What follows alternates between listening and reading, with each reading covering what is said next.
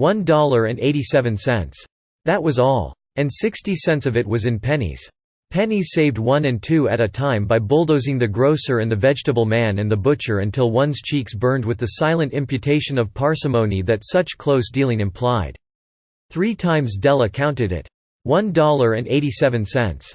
And the next day would be Christmas. There was clearly nothing left to do but flop down on the shabby little couch and howl. So Della did it. Which instigates the moral reflection that life is made up of sobs, sniffles, and smiles, with sniffles predominating. While the mistress of the home is gradually subsiding from the first stage to the second, take a look at the home. A furnished flat at $8 per week.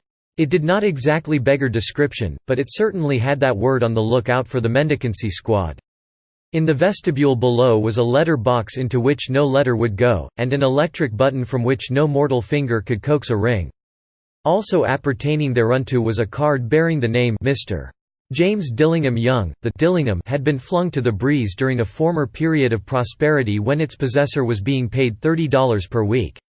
Now, when the income was shrunk to $20, the letters of Dillingham looked blurred, as though they were thinking seriously of contracting to a modest and unassuming D. But whenever Mr. James Dillingham Young came home and reached his flat above, he was called Jim and greatly hugged by Mrs. James Dillingham Young, already introduced to you as Della.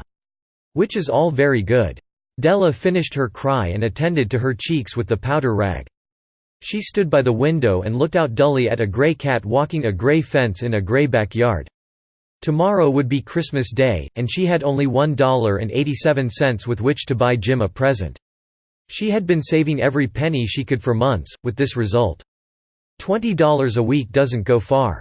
Expenses had been greater than she had calculated. They always are. Only $1.87